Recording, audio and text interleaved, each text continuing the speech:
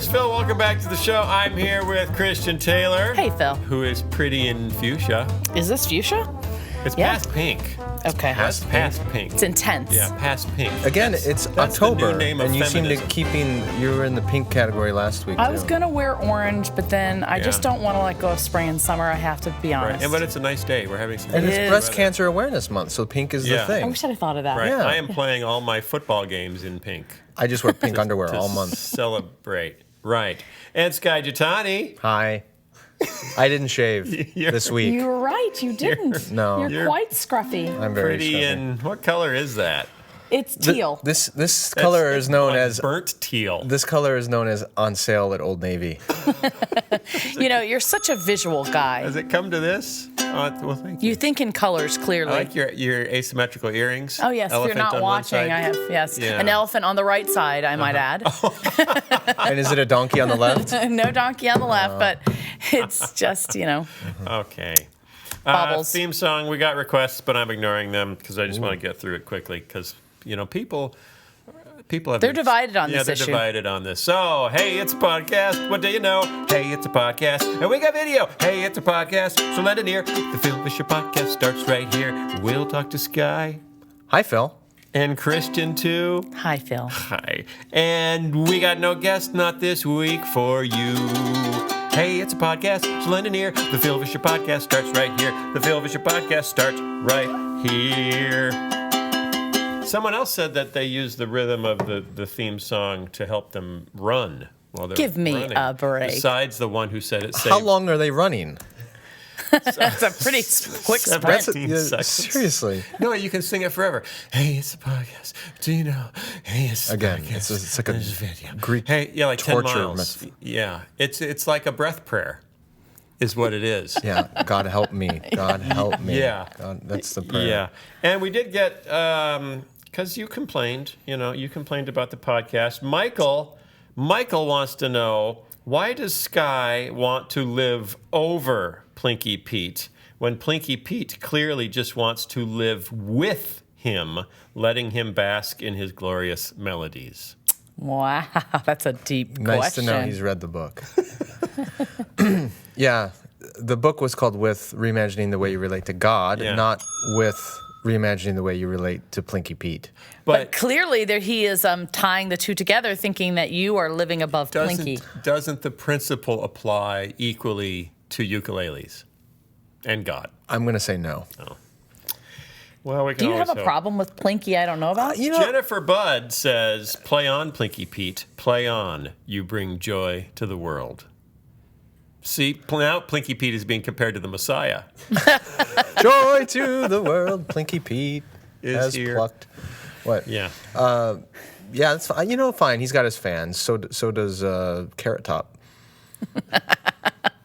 But you're not a fan of Carrot Top? No, I'm not, Is no. that what you're saying? Yeah. Okay. I'm not a fan either Of Carrot Top or Plinky Pete? of Carrot Top, but I do Okay. like Plinky Pete. But I like him better as a character than I do an actual. I like the idea. I like the idea of him. I like the idea of him, and I love the way he looks That's how sitting many there of my on your desk. ex-girlfriends speak about me. I like Phil We theoretically. like the idea of him much more than the reality. Actually, my ex-employees, some of them have the same attitude. For me, ukulele, Yeah. it's just Ukulele? small doses. Like Yeah, like just a theme song and a wrap-up song. Yeah, see? I like the wrap-up song better than I like the theme song. I think after almost 3 years, the theme song, or is it 2.5 years? The theme song 2.5 years. is kind of. I think it needs a refreshing. All right, I'll refresh. Like Bob and Larry, should I give the theme song irises? Yes, Plinky Pete needs irises. Okay. Is he blue-eyed, Plinky Pete, or brown-eyed? Brown. Brown-eyed. You're my brown-eyed ukulele. You almost got into your real voice there for And just you a second. remember when we used to say... See, he can really sing. No, I can't. Yes, you Okay, can. so Matthew Gonzalez, actually, what the request was, could you sing the theme song as Peter Boghossian or Justin Brierley? Ooh. Or perhaps a duet between the two of them. That would Does, be does interesting. Peter Boghossian have a discernible accent? No, he does. No, he has kind of a distinct voice, but I didn't spend enough time with him to be able to do him, and so then I would end up, messing it up. I had several people last week said, Phil, never do an Australian accent. Yeah, you got pretty raked over the coals about that. I don't do a good Australian accent. I recognize that. I also don't do a good Chicago accent, which is really annoying because I've lived in Chicago. You don't do a good Chicago accent? No. You can't do that? Chicago, you almost did it. You can do easy. Oh, that's more New York. No, yeah, That's New York. See, I said, but I you know always when slide I do into it. Brooklyn. Every time I walk through Midway Airport, Yeah. the public service announcement telling you not to leave your baggage unattended Yeah. and wash your hands. But it's the thickest Chicago Yeah, accent guy. it You know is. who I'm talking Yeah, oh, about? yeah. You expect him to say "the Bears." The Bears. The Bears. Yeah, I don't do It's that. very nasally, and it's very... The Bears. But I don't. Mike Naraki actually has a pretty good Chicago. Does he really? Yeah. I just don't. But this is interesting. So I got an email from Peter Boghossian, and he's been taken aback a bit by that he's gotten some negative reaction from people because he was tweeting about spending the day with me. He was tweeting about, here's Phil speaking in my class. He actually had one of his followers call him a monster for letting me speak in his class. Wow. And he was kind of taken aback that Because they only like you theoretically. I think so, because they assumed They I like brought the idea of Plinky you. Pete, and they really hate Christian ukulele music. Well, except the Christian if he leaves the If ukulele. you don't like Christian music, wait till you hear Christian ukulele music, because that just takes. Anyway, so we've been actually talking about that a little bit, and why was it so negative? And because he tweeted that he was having breakfast with me, and actually tweeted a picture of the breakfast, and then one of his followers, who's a female teacher somewhere, atheist. A female teacher, tweeted back and said, well, why shouldn't he be eating sanctimonious vegetables that he uses to indoctrinate children? Wow. And so I tweeted back to her. Sanctimonious vegetables sound delicious. Don't they? I tweeted back to her in jest and said, well, if I ate them, how could they indoctrinate the children? And she actually didn't laugh. She didn't find that. She doesn't seem like someone with a sense of humor. She didn't find that funny, as I did, and said, religious indoctrination of children is never a laughing matter, and got rather bent out of shape. Mm-hmm. And then I said, okay. Well, what does she call what she's doing? I don't know what she's doing. Probably not teaching children. Isn't any sort of education indoctrination? If there's values involved? Yes. Yeah. There's either good indoctrination or bad indoctrination. Depending on your point of view. And that's actually right? what I wanted to press in on her to say, okay, what? Because then in another tweet, she evidently looked at Jelly Telly and said that Jelly Telly was disgusting. And Wow. that my work was contemptible and started throwing out, so it was contemptible and disgusting and She needs to calm down and have a sandwich. Yeah, so I tried to say, hey, just so curious, why is Jelly Telly so disgusting? And then she wouldn't respond, and that was it. Is this all via Twitter? Yeah. That's not the best place to have a No, conversation. that's how you can really That's how get you to have know it someone. these days. That's the best You really way. build strong friendships. The best way to go deep with someone is on Twitter. In 140 characters. Because you have to be clear. You have to focus down to 143 characters and be clear. And I mentioned to Peter that, I tried to interact with her and it didn't go anywhere. And he said, yeah, that's too bad. It makes me sad. How does he feel about people getting so angry and up in arms that he would even be having conversations with you? He finds it very disturbing. Well, he wrote the book on how to unconvert Christians. So how do you unconvert them if you don't have a relationship with them? Right, you have to engage someone. Right? I mean, it's like, don't they know what he's doing? He's trying to convert you? It's like relationship evangelism. It's relationship de-evangelism. There's no, you're just evangelizing for the other side. Yeah. It's not, it's just a different form of evangelism. It's from an alternate universe in the multiverse. So he's been disappointed. Just walk across the multiverse. That's all that is. You know that book? I do not. Just walk across the room? No. Oh. It's an evangelism book. Out of the salt shaker and into the multiverse. There you go. There you go. Now, I know the did first it. half of Your that turn. book. I can't even Your play turn. that game. Bill, do you have one? Do you How have an about- evangelism book? I do. I have Operation- one. My heart, right, We're Christ not home. supposed to The four pretend spiritual we're supposed rooms. to pretend. We're That supposed count? to pretend that Bill doesn't exist. But last week on the podcast, Bill spoke up and said something. Now we know he's there. So now we know he's real. He broke the third wall. So that's fun. It's fourth wall. You're the actor. I know. But here's the deal. Okay, if you're upset, and I understand that, like, if a parent that's a neighbor of yours is teaching their kids to be racists, you know, that's upsetting to you. You know, and you could say, well, you shouldn't do that. Should you say, you know, the government should intervene and stop you from teaching your kids to be racist? This is America. They can teach whatever they want, right? Now, hang on there. Was that a Southern stereotype I heard poking into our podcast? Got you. I just like saying America. With a K? With no A. With no A and a K. Right. America. Because because Richard Dawkins put out a children's book. I think I talked about it before on the podcast, called The Magic of Reality, to teach kids that there's no such thing as real magic. There's no such thing as these stories, like stories in the Bible. They're just myths.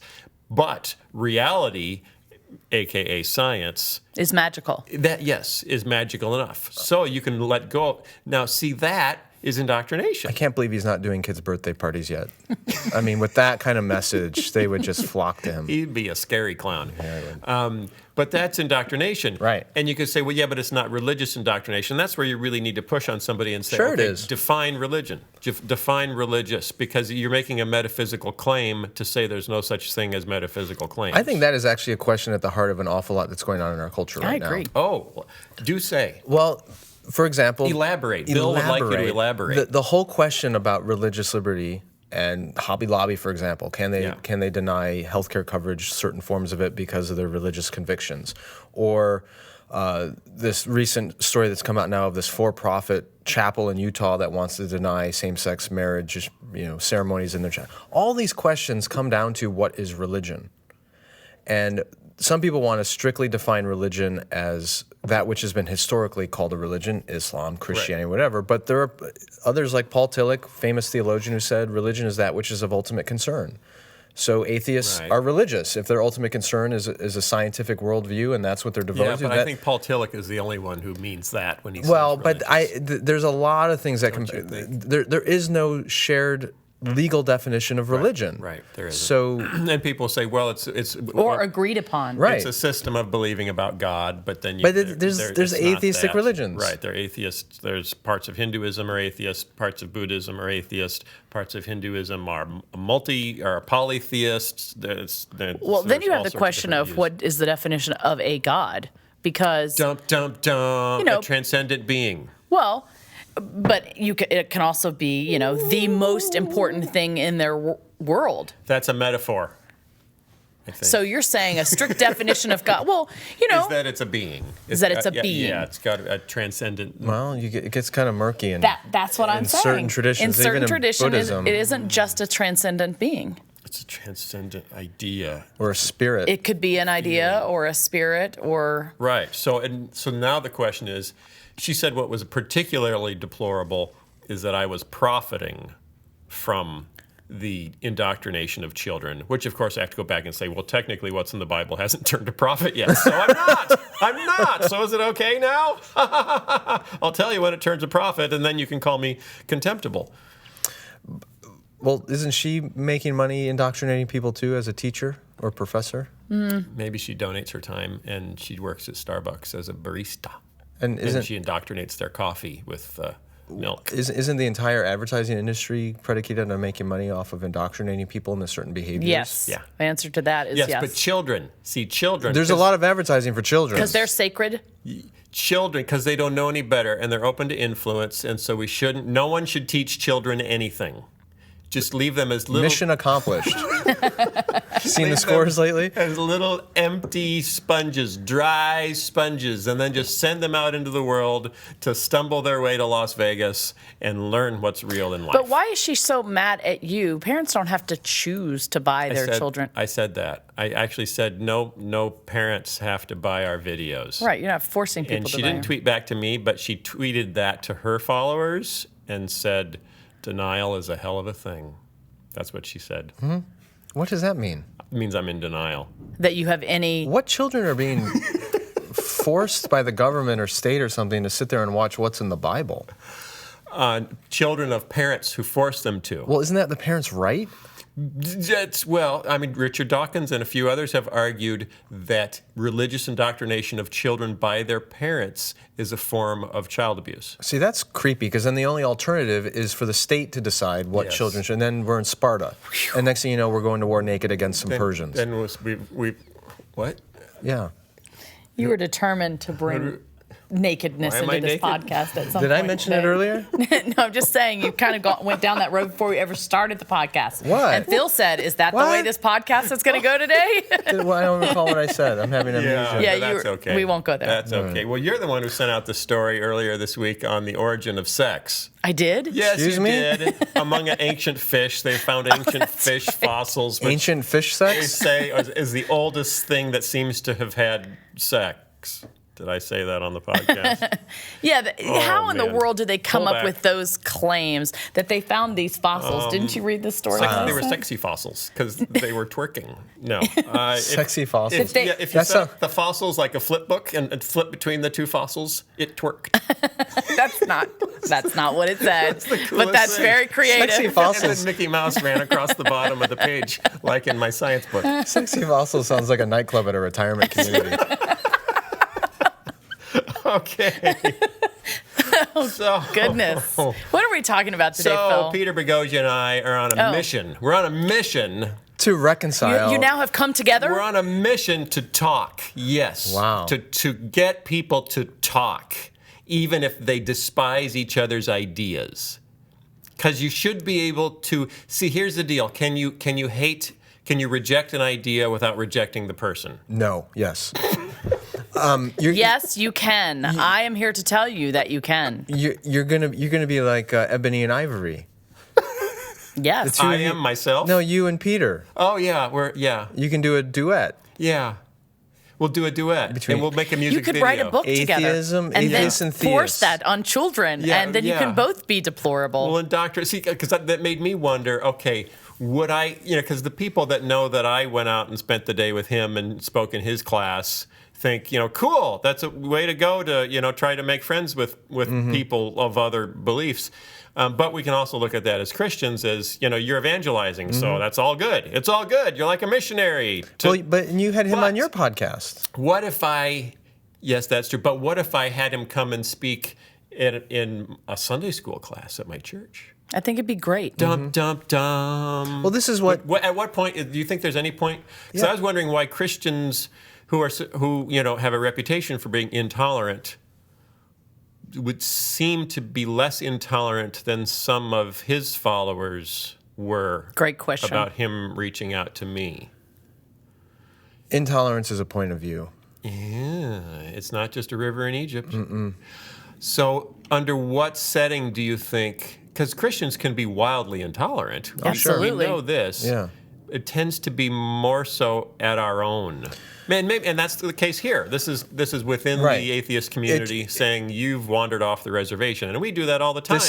We do it with our Farewell, crazy Rob Bell uncles, from yeah. John Right. Piper. This is fundamentalism, and it comes in all forms. There's fundamentalist Christians, there are fundamentalist atheists. And the question is, how many of us are going to stand up and say, you know what, we live in a pluralist culture Yeah. in which there are a lot of different point of views and belief systems, and we can disagree about those things, but we need to share this country and this culture in our neighborhoods and our schools.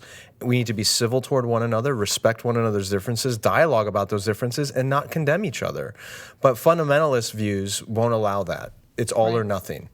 Black and white, you're in it. define fundamentalist, because you're using it in a way that I wouldn't necessarily. Well, I'm talking about in a sociological framework, not in a theological framework. Okay. So in a sociological framework, a fundamentalist is one who is absolutely certain about their own rightness and the absolute wrongness of others and the need to defeat those who are different and eliminate them Okay. from influence. Okay.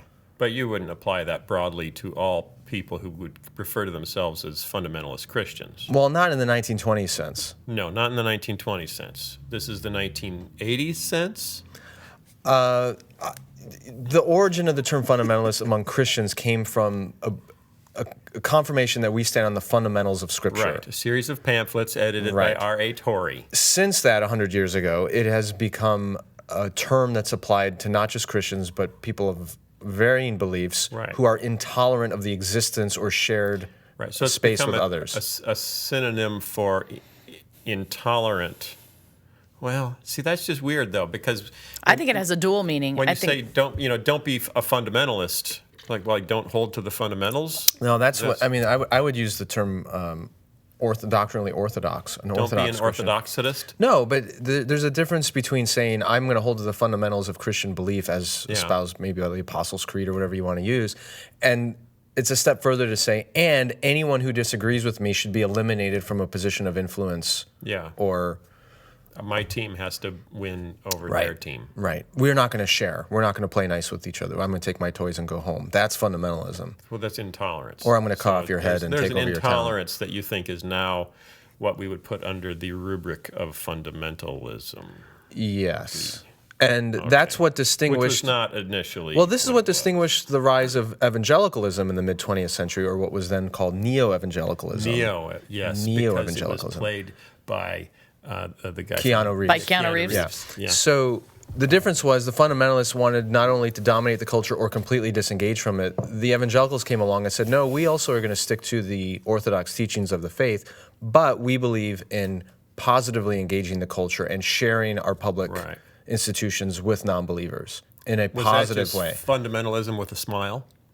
No, I think what made fundamentalism was not merely its doctrinal adherence to the Orthodox Christianity, but its posture toward the culture, which was either we win and dominate or we go home. There's no middle ground. And evangelicals came along and said, no, you can hold to the central teachings of the faith and participate in a culture that disagrees with you and try to influence it for the better, but not in a... And that's what's so ironic is now we use the term evangelical, at least popularly in the culture, and what most non-Christians mean by that is fundamentalist. Right. So they get all conflated, the terms. Right. My point being... I almost made a map of that in Dr. Bogosian's class. Did you? That would actually be helpful. Yeah. Progressivism to fundamentalism and evangelicalism, and try to define the differences. But, there's a difference between the historical definition and just the popular usage. Yeah. And the popular usage is kind of going off the rails. But the point being, there are fundamentalist atheists. Is that what we were talking about? Yes. That is what we were talking about. There are fundamentalist atheists who do not believe in sharing... Okay. So there are also fundamentalist animal rights activists and fundamentalist vegetarians, right? And fundamentalists Republicans and fundamentalist Democrats. Yes, there are. I want to ask you, how did the kids in the class respond to you?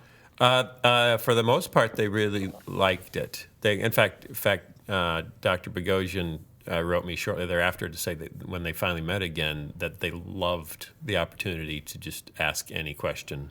And what kind of questions were you getting? Lots of them about, some of the basic stuff like the problem of evil, which was put in an interesting way from a girl in the back row. As one of the first questions was, so if you had all of God's power, would you have stopped the Holocaust? And you say, oh, well, yes. That's a big one to start then why with. didn't God? And then you get into the issues of free will and humanity, and at what point do you stop stopping people from doing bad things? And that led to some interesting conversation about women in the Bible, slavery in the Bible, how to define God. And I think I mentioned before that I made, I think, the mistake of bringing up some friends of mine that have experienced healing. And if you read a lot of skeptical literature, you despise accounts of healing because you're convinced they're all fraudulent, and taking advantage of the poor or the simple. So I won't do that again because it didn't help and it kind of sidetracked the conversation. But overall, it was really positive. Even the ones that were the most critical, and that were taking the lines of, but wasn't Christianity really created by Constantine? And before that, it didn't have any form, or some other kind of almost Dan Brownian Da Vinci Code kind of arguments. The nice thing is that I've done enough reading over the last couple of years, partly because of this podcast, that I didn't really get taken off guard by any of the lines of questioning that were all pretty typical. So what you're saying is you were smarter than them. No, because I didn't have satisfactory answers for many of them. But even the ones that I did not have satisfactory answers for, a couple of the most critical guys in the room came up to me afterwards and said, we really appreciate you coming here. I bet a lot of it was just your ability to field their questions and not get defensive and angry. And Yeah, and I made them laugh I'm sure. too, because one kid wanted to know. One of the questions was, so why did the Jews reject Jesus as the Messiah? And I explained, well, they had a completely different expectation in their cultural era for what the Messiah would look like when he showed up and what he would do to the Romans. And Jesus didn't do that, and they got disenfranchised.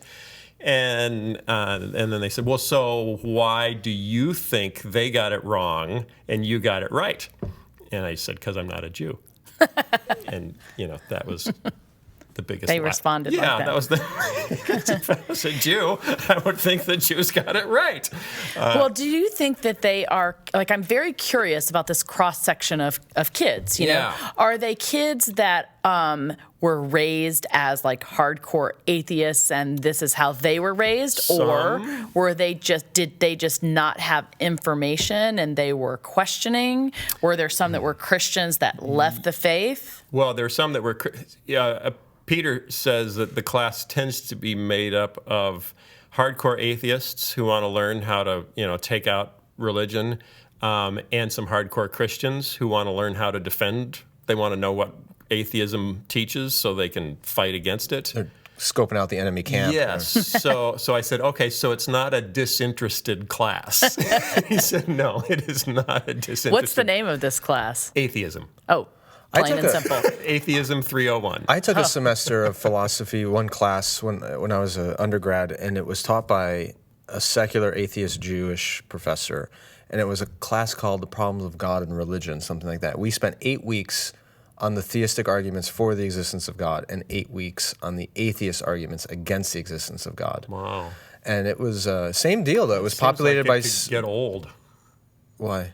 Just that much time just on those... Yeah. Arguments? I mean, we went through all of them. But, of course, this is a secular university, and a good chunk of the class were students, philosophy majors and others who just thought religion was ridiculous and this was going to arm them. Mm-hmm. And then there were a handful of us who were believers who were going, we're just...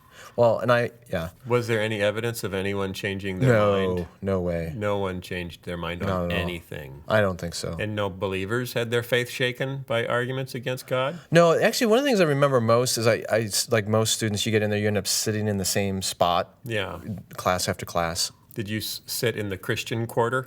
No, I don't know exactly where I was in the room, but every session there was a student in front of me who was atheist.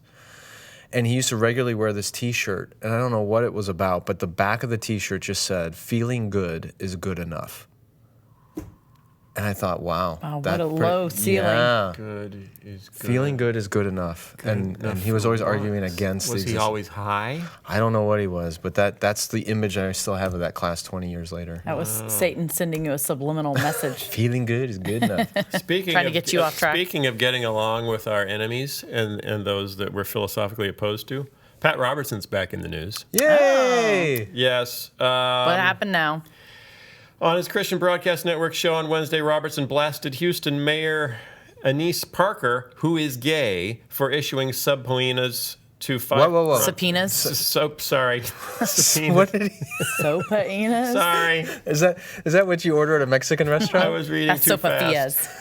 For issuing subpoenas to 5 prominent pastors who had opposed a new anti-discrimination bill. Okay, and you know about that story in Houston. Have you heard of that story? Can you tell me that story? Okay, there's a new anti-discrimination bill in Houston, and the mayor issued subpoenas to get the sermons of several conservative churches to see if the pastors had preached sermons against homosexuality. Oh. Which was kind of scary. And actually, the ACLU came out to back up the pastors to say, no, you cannot ask them. Well, good for them. That. Yeah. So Pat Roberts said, these people are I have to talk like him. These people are terrorists, they're radicals, and they're extremists. Robertson told 700 Club viewers, no Christian in his right mind would ever try to enforce somebody against their belief or else suffer jail. And then he remembered that Christians have done that in the past and said, now, they did that during the Inquisition. It was horrible. It was a black mark on our history, but it isn't being done now. There's no Christian group I know of anywhere in in the world that would force somebody to do something contrary to their deep-held religious beliefs or else face criminal penalties. But that's what the homosexuals are trying to do here in America, and I think it's time pastors stand up and fight this monstrous thing. Ooh. Wow. He's kind of close to Bill Clinton, I'm realizing. In voice? Yeah. He's kind of Bill Clinton meets Mr. Nezzer. Mr. Nezzer? Mr. Nezzer? Well, it wasn't as I low. don't think so. But the You know southern... Mr. Nezzer's black. I thought he was purple. He's green. That's why he got Or kicked green. off the show. He's green. He's green, yeah, but the voice is a He got kicked off the show for being black. Isn't that discriminatory? It's reverse discrimination because I explained this online because DreamWorks has a policy that if there's an ethnic voice, it has to be done by an actor of that ethnicity. And I based Mr. Nezzer off the Oogie Boogie Man from The Nightmare Before Christmas, which is a black stereotype performed by a black actor. So I was kind of imitating a black stereotype in the styling of a voice. And I don't know if you know this guy, I'm not black. Well, for those who've never seen the video version of this podcast, it could come as quite a surprise. I know, because I'm so stylish and hip and urban and. So let me with get it. this straight. DreamWorks has a policy Yeah. that racial stereotypes are okay as long as they're performed by the race that is being stereotyped. Like Eddie Murphy and Donkey. I'm making waffles. That's a nice rock. Does he say that? A boulder. Oh, That's he says a nice that in boulder. Mulan. He said that. No, he making said- waffles. It's yes, in he Shrek. said, I'm making waffles. In the morning, I'm making waffles. Yeah, that's what he says. Wow. Have you ever seen Shrek? I have, but it's Yeah. been a while. That's a Yeah, nice boulder. Eddie Murphy's obvious, and he did the same character for Mulan. for the dragon. Right. But he's black, so it's okay. That's what they're saying. Or Got if it. you're going to have Cheech Marin, Marin. yeah. If you want to have him, you want to give him a sub poena and have him come and do a Latin voice for you. That's okay. Wasn't he in? He's in Lion King. I can't do it. And Mr. Lunt. Because you're a white guy. Because I'm a white guy. And Mr. Lunt was that close. He barely made it in. He barely made it in. How Speaking come, of now, why did he I don't make know. it in? I honestly don't know. In the Lion King, I don't know. there were stereotypes all over the place. So the two bad hyenas are Cheech Marin, Yeah. Hispanic, And Cheech Whoopi Chong. Goldberg. and Whoopi Goldberg, an African American woman, and then the villain is a Brit. Yeah, but they were all playing their own ethnicities. But that's just so that's not advancing the culture And that was away from stereotypes. Now here's the question: could you Shrek was An orange ogre. Michael Myers. Mike Green. Myers. Green. Mike Myers Yeah, green. being Irish, Scottish. I'm really doing well today. Yes, he was Scottish, but he Being was Scottish, a big green ogre. But I think he is part Scottish, so that's okay. So I could get away insulting Indians. Yes, you could do a horrible Indian stereotype. I love your Indian accent. Or a Come horrible on. Swedish. Or You a could be horrible Swedish. See, you wouldn't get in trouble because you really are Indian. Just give us a little bit of something. No.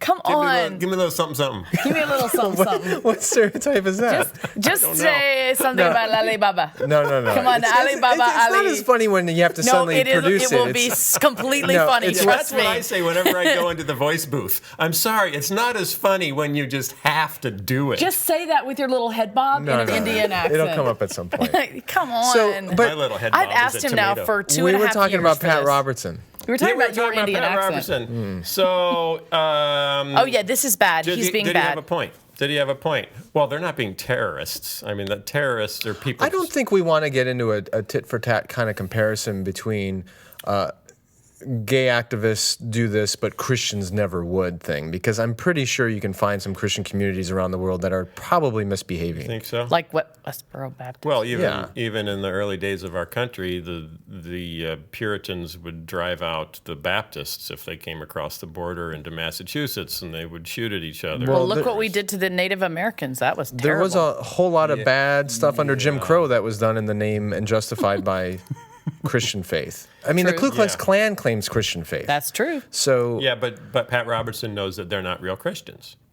Because you know what we can say? well, how do we know the mayor of Houston isn't really? She's not a real lesbian. She's not a real terrorist. She's just pretending to be one. I don't know. I don't. But See, that's why I say you can't get into that. What you just need to simply say is, as Americans, it's wrong for us to infringe on the First Amendment rights of any other American. you End can of get story. You Period. can get people riled up so much faster if you can compare your enemy to either Hitler or Al Qaeda. Subpoena. Isis, ISIL, That is true. Salable. Okay, That's and true. you're doing TV, you're on Fox News or MSNBC. And you're clearly not scripted. You've got like 6 seconds to motivate an audience. So you need a phrase. That's "Here Comes Hitler," which was a great old kids show back in the 70s. I don't remember. They made that into a musical. The Crofts. Springtime for Hitler. It was on the right? Croft Super Show. Here comes The Croft Super Show. Oh my goodness! I just Earlier- went back in a time warp. was Earlier before my this day. month, Pat Robertson was asked by a 700 Club viewer if he should be concerned about traveling to Kenya in light of the Ebola outbreak. Which is on the other side of the African continent from Which where the now outbreak there's is somebody in happening. Chicago with Ebola. Did you hear that? No, there isn't. Yes, there is. How'd they find me? Lock the door. Bill, we're going You on know what? lockdown. The Chicago school system is so bad that most people here probably think Ebola is the electronic version of whatever Bola is. I don't think we have You to worry are about on it. a roll today, Sky. I'm going to hose myself down with Raid before I go home.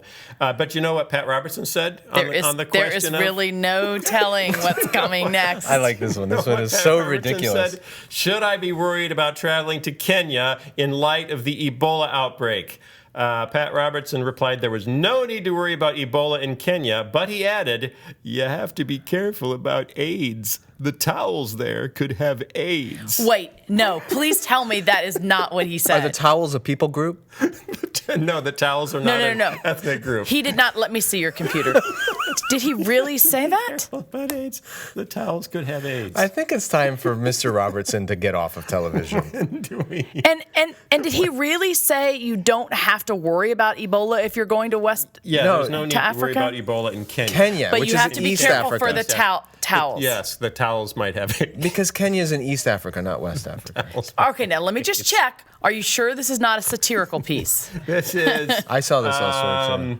Well, it's Yahoo News. It's a Yahoo News report, and Anderson Cooper picked it up on CNN. Well, that still doesn't mean anything. This still could be satirical. And said you can say that. Steer clear of San Francisco, everyone, because of course that's where all the gay people live, and Pat Robertson thinks they have a way of giving you the stuff. AIDS.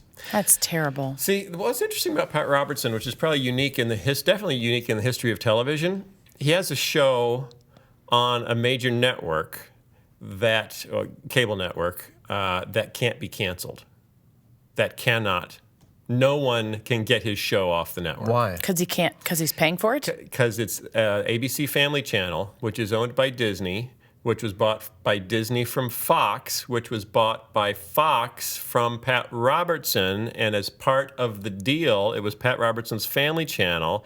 Whoever owns that network forever going forward must air the 700 Club twice a day. Wow. So even though it's now the ABC Family Channel and they're trying to do sexy vampires and stuff for, tweens, they have to, twice a day, they have to put Pat Robertson on for an hour and let him say whatever he wants to say. Can't they put him on like in the middle of the night?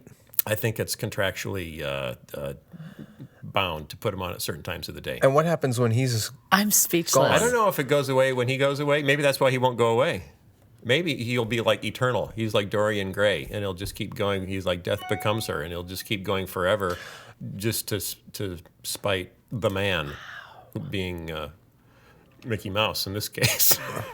That's bizarre. Yeah, it's a crazy world. Okay, but speaking of crazy world, Yes. do we have time to speak of crazy world? Yeah, and we got to do our product plug Oh endorsement. yeah, we have. Let's take this moment and do a little product placement. Wait a minute, I need product placement music. Oh, that's even better.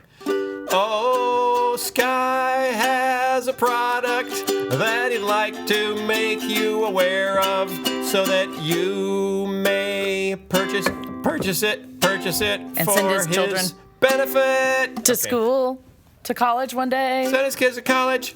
There you go. Okay, what you got, Sky? Okay, so here's what we got. Some of you know that we started the With God Daily Devotional back in I know. August. I've Because heard of I've that. been reading it every morning. I So- subscribed.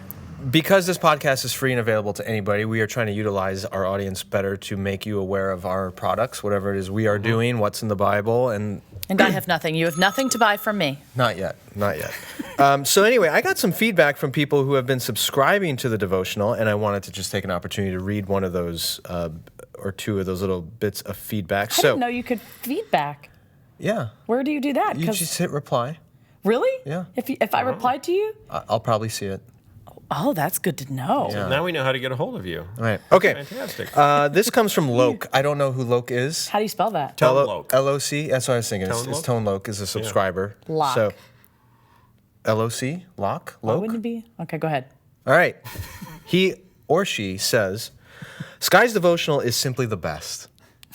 I don't know why he likes this comment. I hate most devotionals because they tend to be written for 8th graders.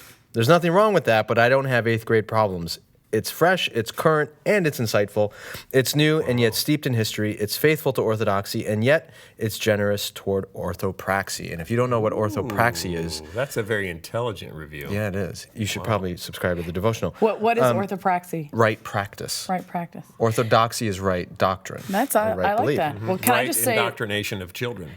can I follow up with that? Yeah. So I was going to give you one more. Go ahead. I have been following your devotional every day, but then it got so good that I was like, wow, my family needs to read this.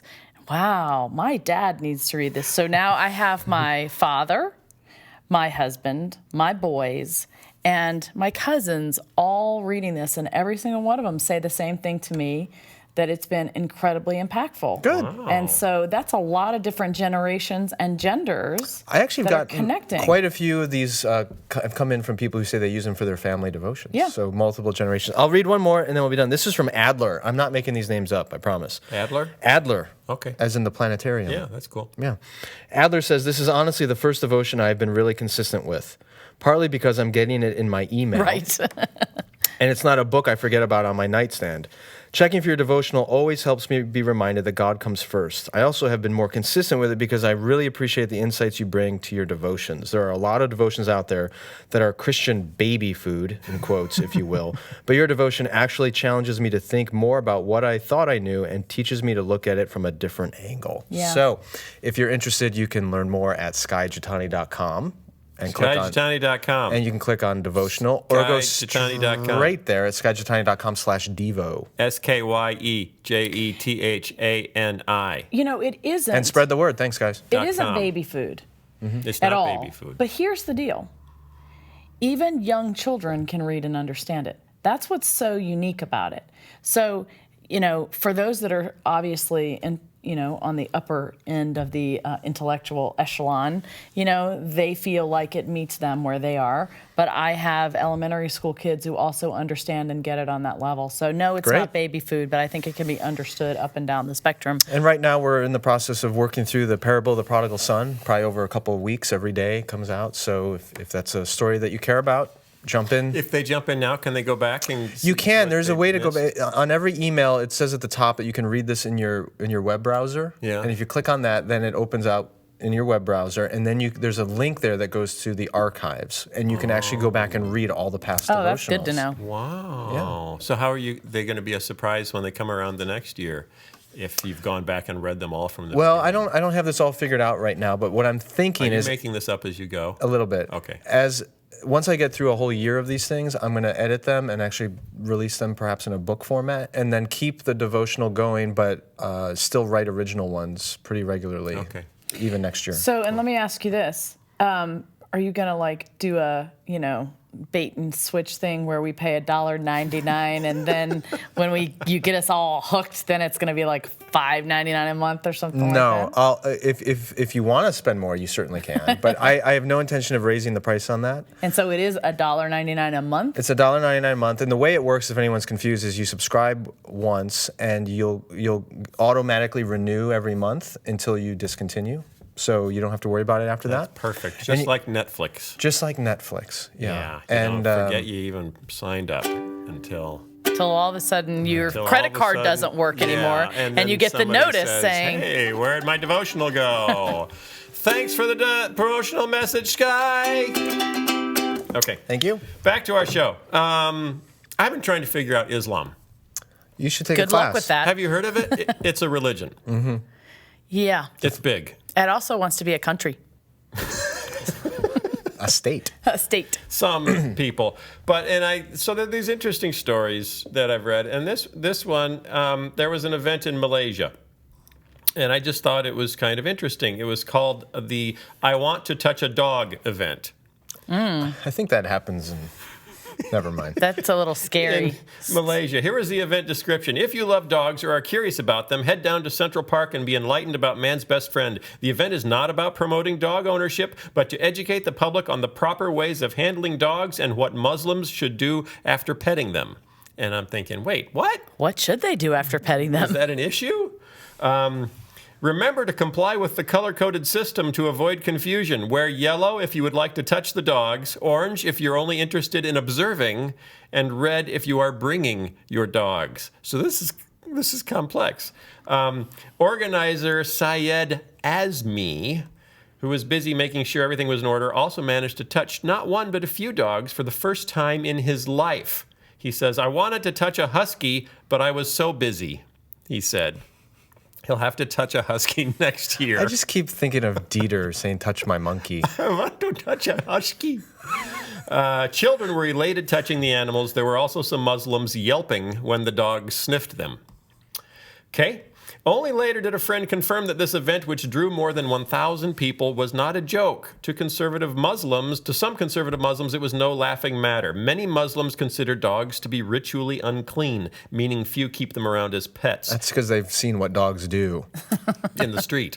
That is ritually unclean. A Muslim scholar joined the event to demonstrate how followers of the faith should ritually cleanse their hands after touching dogs, a process that involves washing 6 times with clean water and once with dirt. Doesn't washing with dirt kind of defeat the purpose of washing with water? Times. That lesson wasn't enough to appease senior Muslim clerics who deemed dog petting wholly forbidden and urged the country's Islamic authorities to look into the incident. The event organizer, Syed Azmi, has since become the target of death threats and accusations of apostasy. I have to confess, I took a year in college to study Islam. Yeah. And I don't recall ever encountering the whole dog petting prohibition thing. Yeah. So I thought that was interesting. And as I've looked into Islam a little more, what struck me is that even though it's, 3 Abrahamic traditions, Judaism, Christianity, Islam. Right. So they're all related. They have common DNA, goes back to Abraham. So I kind of viewed Islam as kind of, a sibling of Christianity. But when you look into... And for those who don't know, it came about 6 centuries after Christianity. Right. So it's a later development. Yes, it was a surprise baby. Like, world religion said, we thought we were done. But look, little Muhammad. And what did they do when Mormonism came along? Oh, my goodness. We were dead already. And now we got a new golden plates in the backyard. But what struck me is how similar, because you say that's ridiculous. That just sounds ridiculous. Those rules, like you touch a dog and you're unclean and you got to wash it. But it sounds like the book of Leviticus. Because I'm going through the book of Leviticus right now. I say, well, that's not at all. Wait. Why are you going through the book of Leviticus? Because I'm doing a reading plan in my iPad Bible app. Wow. It's a reading plan. I'm doing one too. Really? Yeah, except I'm in... And it's Jeremiah. It's a reading. It's a reading you. from a gospel, a reading in the Old Testament, a psalm, and a reading from Acts. That's what mine is. It's kind of interesting. Yeah. So and it just started at the beginning. So I was like, okay, Revelation here or Leviticus. Is that what I just said? And I said Toina on Revelation. Leviticus. It started at Genesis. Right, but you're in Leviticus. And Acts and Matthew. Yes. Uh-oh. What? Is that God? He's in Colorado. God's in Colorado? Yeah, I don't know who that is. Focus that's on the God's family country, calling right? you. Isn't that the nickname of Colorado? Oh, I God's think I accidentally picked it up. country? Hello? Or is No, that Iowa? No, we can't talk to you right now. I'm going to put it on airplane mode. But what struck me is more the similarity between Islam and Old Testament Judaism. Yeah. It's the temple. Right. It's here's what you have to do. Here are the hoops you have to jump through to be acceptable before God. Well, this gets a little controversial depending on who you talk to. Okay, who are we talking to? Well, you're talking to me. Muhammad, who's obviously seen as the prophet of Islam, Yes. was in Arabia, in Mecca and Medina, largely for his lifetime. And there were large Jewish populations in those cities at those times. And he had a lot of interaction with Jews and Christians. And so, the Orthodox Muslim belief is that Muhammad received the revelation of the Quran directly from God through Gabriel, the angel. Mm-hmm. Those who take a more kind of skeptical mm-hmm. attitude toward that say that Muhammad actually pieced together the teachings of Islam largely based on the Jewish communities that he was connected to and adapted their stories and theologies for Islam, including its strict monotheism. So even the story of Abraham, you mentioned that these three faiths all originate from, of course, in the Jewish scriptures in Genesis, Abraham had two sons, Isaac and Ishmael, and Isaac was the child of the promise through whom the descendants were blessed.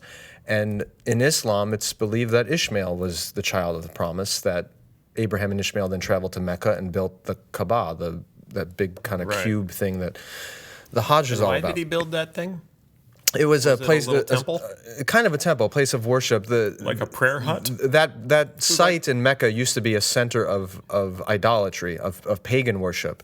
And so the Kaaba had been the center of this religious belief, and it was cleansed by Muhammad of all of its idols and imagery and rededicated to the one and only God that Abraham said to have built. So anyway, but there's a lot of influence of Jewish teaching and theology throughout Islam, and so then the debate becomes, well, is this because Gabriel revealed those things directly to Muhammad, or is it Muhammad's influence from the Jewish culture of Arabia at the time? So here's a question. If it's so similar to Judaism, to ancient Judaism and so many practices, why is 23% of the world's population now Muslim and 0.2% is Jewish? That's a great question. That is a very good question, Mr. Vischer. Thanks. Going back to the history again, there's a sense when in the Quran, and again this comes down to point of view and perspective, that originally Muhammad was actually very favorable toward the Jewish population as the other monotheistic group in Arabia, as opposed to all the polytheists. You're our buddies of the book. Right, people of the book, until the Jews rejected Muhammad as a prophet. And then it turned, rather negative, and we're still sort of living with those consequences. Yeah. But I think part of the reason is the Jews were not they weren't an evangelistic community. Judaism and Jewishness was not just a faith, it was an ethnicity.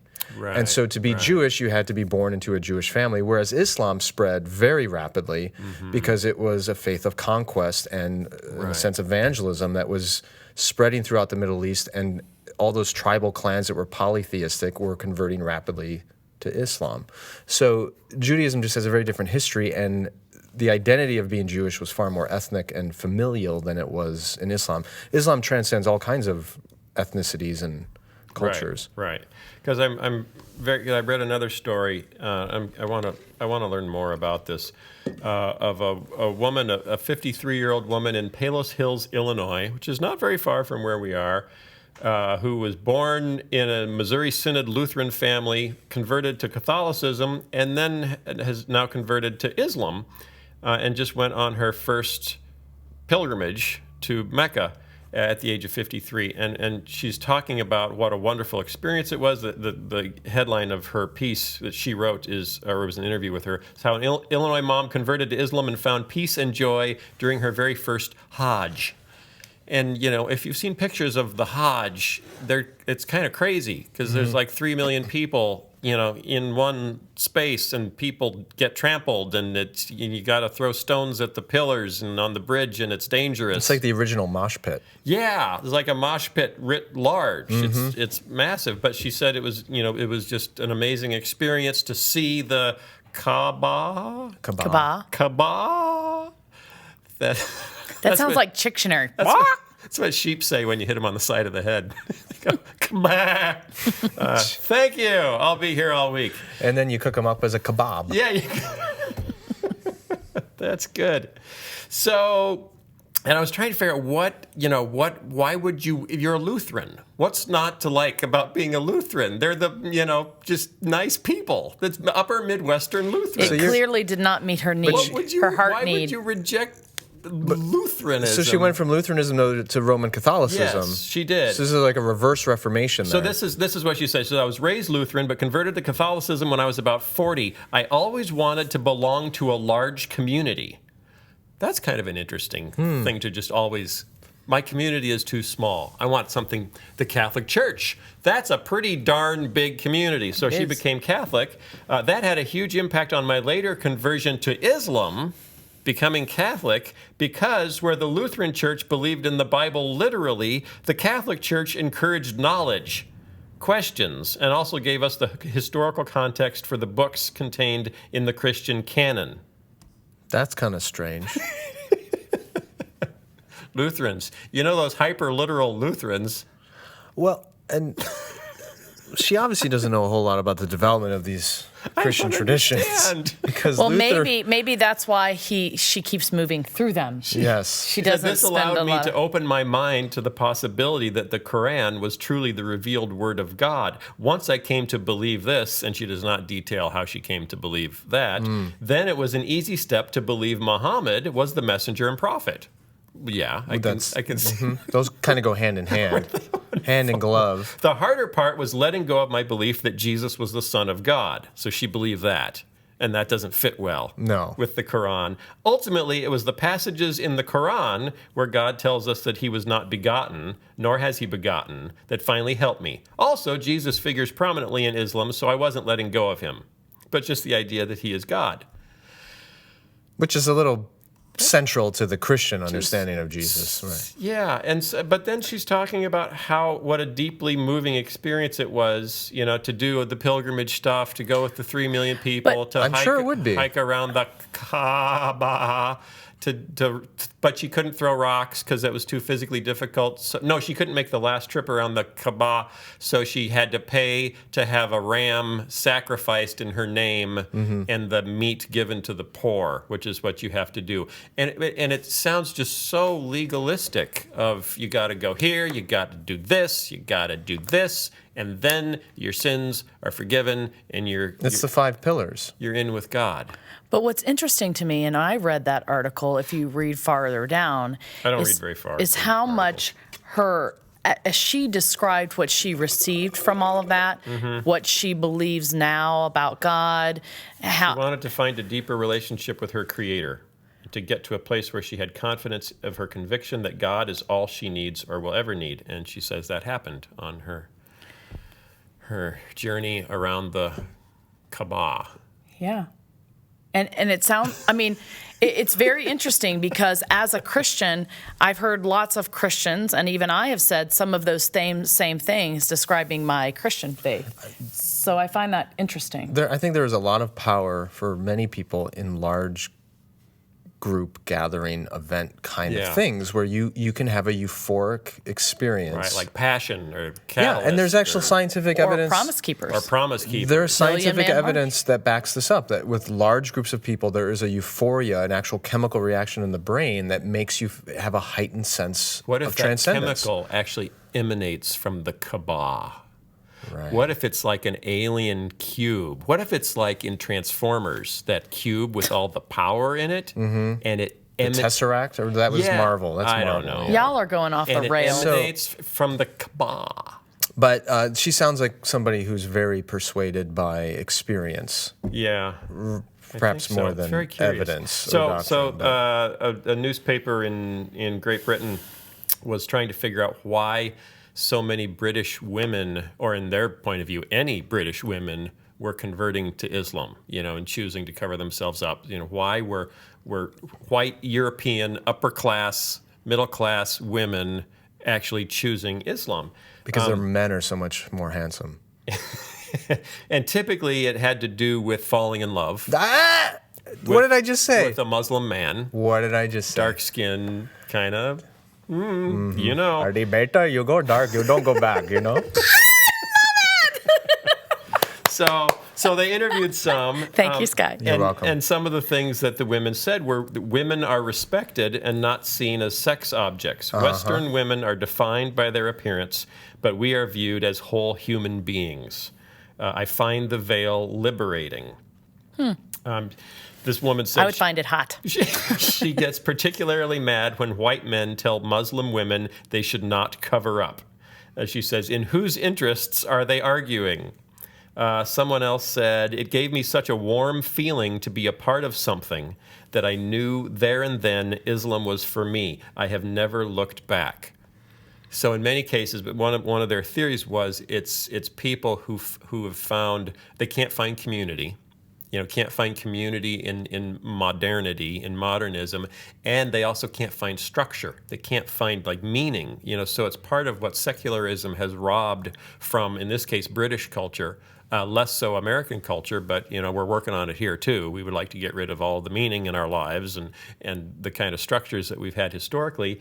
And so Islam is a very simple, clear, delineated structure for your life that you can pick up relatively easily. So here's a cartoon. Maybe I'll send it to Bill and he can put it up on the screen later. It shows a woman in a bikini and a woman in a burqa. Okay. And the woman in the bikini is thinking, she's looking at the woman in the burqa, everything covered but her eyes. What a cruel male-dominated culture.